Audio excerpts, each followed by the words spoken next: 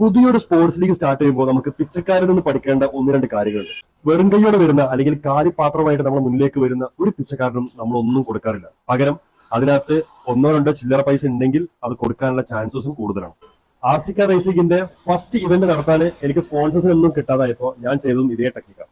ഇതിന്റെ first event എന്ന് പറയുന്നത് ഒരു സെലക്ഷൻ ട്രയൽസ് ആയിരുന്നു. അതിനാവശ്യമായിട്ടുള്ള കാറുകൾ തന്ന പാർട്ട്ണർക്ക് ഞാൻ അങ്ങോട്ട് കൊടുത്ത പ്രോമിസ് എന്താണെന്ന് വെച്ചാൽ ഇതിന്റെ മെയിൻ ഇവന്റിന് ആവശ്യമായിട്ടുള്ള 5 പുതിയ RC കാറുകൾ ഞാൻ പർച്ചേസ് ചെയ്തോളാം എന്നുള്ളതാണ്. എനിക്ക് അന്ന് ട്രാക്കിന് ആവശ്യമായിട്ടുള്ള സ്പേസ് തന്ന ആ ഒരു പാർട്ട്ണർക്ക് ഞാൻ റെന്റ് ഒന്നും കൊടുത്തിട്ടില്ല, പകരം ഇത്ര വാക്കിൻസ് തരാം എന്നുള്ളതാണ് ഞാൻ പ്രോമിസ് ചെയ്തത്. പിന്നെ ഇതിനാവശ്യമായിട്ടുള്ള ഫുഡ്, വാട്ടർ, അഡ്മിനിസ്ട്രേഷൻ കോസ്റ്റ് ഇതെല്ലാം കവർ ചെയ്യാൻ ഒരു പാർട്ട്ണറെ കിട്ടി.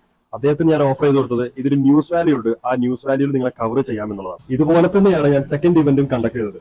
അദ്ദേഹത്തിനും ഞാൻ ഓഫർ ചെയ്ത് കൊടുത്തത് ഇത്ര എമൗണ്ട് ഓഫ് വാക്കിൻസ് അല്ലെങ്കിൽ ഇത്ര ആളുകളെ ഈ ഒരു സ്റ്റോറിലേക്ക് എത്തിക്കാം എന്നുള്ളതാണ്. ഈ രണ്ട് ഇവന്റുകളുടെയും ഫൂട്ടേജസും ഫോട്ടോസും വെച്ച് മാർക്കറ്റ് ചെയ്തിട്ടാണ് ഞാൻ ഫൈനൽ ഇവന്റിലെ എന്റെ മെയിൻ സ്പോൺസറെ കണ്ടെത്തിയത്. എനിക്ക് ഈ ഒരു പ്രോജക്ട് സക്സസ്ഫുള്ളി ലോഞ്ച് ചെയ്യാനുള്ള കാരണം ഞാൻ ഏറ്റവും ബേസിക് ആയിട്ടാണ് ഈ ഒരു ഇവന്റ് കണ്ടക്ട് ചെയ്യാൻ നോക്കിയത്.